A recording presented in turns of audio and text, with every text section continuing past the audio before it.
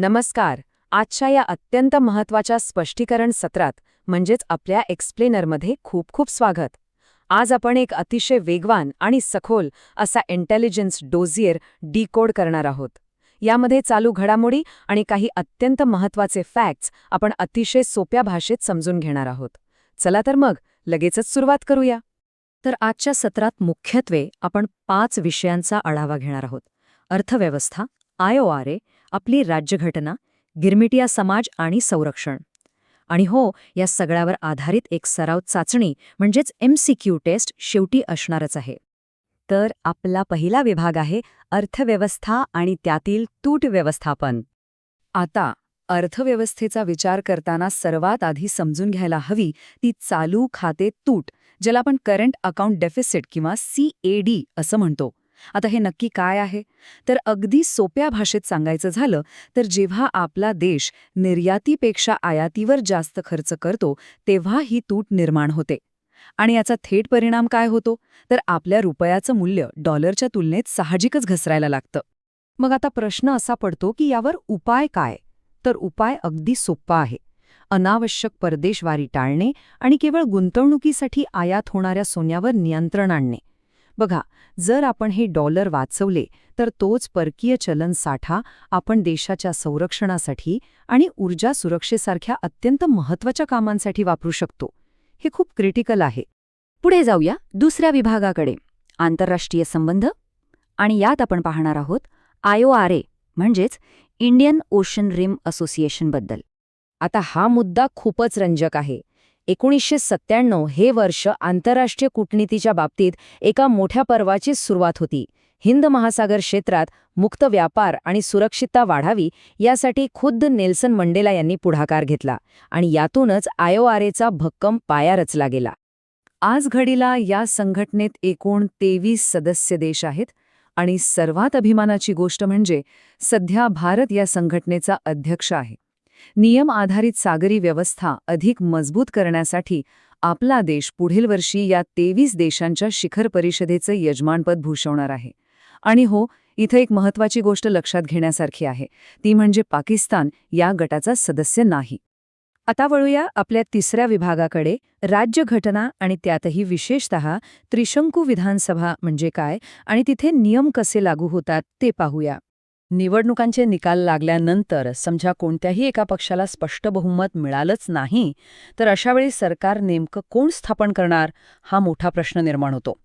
अशा स्थितीत आपल्या संविधानातील कलम 164 अतिशय महत्त्वाची भूमिका बजावतं. या कलमानुसार सरकार स्थापनेसाठी कोणाला आमंत्रित करायचं हा निर्णय घेण्याचा पूर्ण आणि एकमेव अधिकार राज्याच्या राज्यपालांकडे असतो. पण हे आमंत्रण देण्याचीही एक विशिष्ट पद्धत आहे. सरकार या आयोगाने यासाठी एक अतिशय स्पष्ट प्राधान्यक्रम ठरवून दिलाय. बघा, सर्वात आधी संधी मिळते ती निवडणूकपूर्व आघाडीला. ते शक्य नसेल तर त्यानंतर सर्वात मोठा ठरलेला एकच पक्ष विचारात घेतला जातो आणि शेवटी निवडणुकोत्तर आघाडीला प्राधान्य दिलं जातं. हा क्रम खूप महत्त्वाचा आहे. आणि या संदर्भात सर्वोच्च न्यायालयाने एक अत्यंत महत्त्वाचा घटनात्मक सिद्धांत वेळोवेळी स्पष्ट केला आहे. बहुमत हे कधीही राजभवनात सिद्ध होत नाही, तर ते फ्लोर टेस्टद्वारे विधानसभेच्या पटलावरच सिद्ध करावं लागतं. या एका स्पष्ट नियमामुळे काय होतं तर राजभवनाचा कोणताही राजकीय गैरवापर टळतो आणि आपल्या लोकशाहीतील संस्थात्मक निष्पक्षता अबाधित राहते. आता आपला चौथा विभाग आहे इतिहास. यामध्ये आपण गिरमिटिया समाज आणि भारताची सॉफ्ट पॉवर याविषयी माहिती घेणार आहोत. गिरमिटिया हा शब्द तुम्ही कदाचित ऐकला असेल. 19व्या शतकात ब्रिटिशांनी लाखो भारतीयांना कंत्राटी मजूर म्हणून जगभरातील वेगवेगळ्या वसाहतींमध्ये नेलं. या कराराला ॲग्रीमेंट म्हटलं जायचं, ज्याचा अपभ्रंश होऊन गिरमिट हा शब्द तयार झाला आणि या मजुरांना गिरमिटिया म्हटलं गेलं.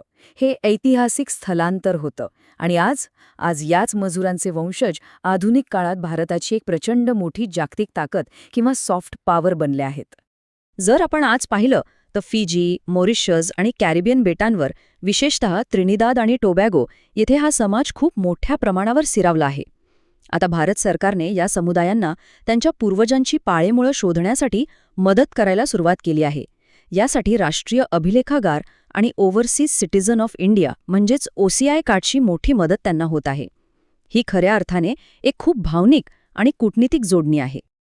आणि आता पोहोचलो आहोत आपल्या शेवटच्या म्हणजेच 5व्या विभागाकडे, संरक्षण आणि त्यातील धोरणात्मक भागीदारी.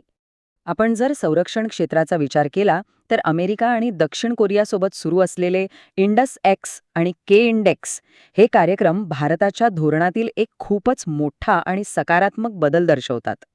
थोडक्यात सांगायचं तर आपण आता फक्त शस्त्रास्त्रे विकत घेणारे ग्राहक राहिलेलो नाहीत, तर अद्ययातन लष्करी तंत्रज्ञानाचे सहनिर्माते म्हणून पुढे येत आहोत. हे खरोखरच एक गेम चेंजर आहे. ह्या जागतिक समन्वयाचं एक अत्यंत उत्तम आणि प्रत्यक्ष उदाहरण द्यायचं झालं तर ते आहे K9 वज्र. हा एक अत्यंत प्रगत आणि स्वयंचलित असा तोफखाना आहे. आणि विशेष म्हणजे हा भारत आणि दक्षिण कोरिया यांच्या संयुक्त भागीदारीतून थेट आपल्याच देशात यशस्वीपणे तयार करण्यात आला आहे.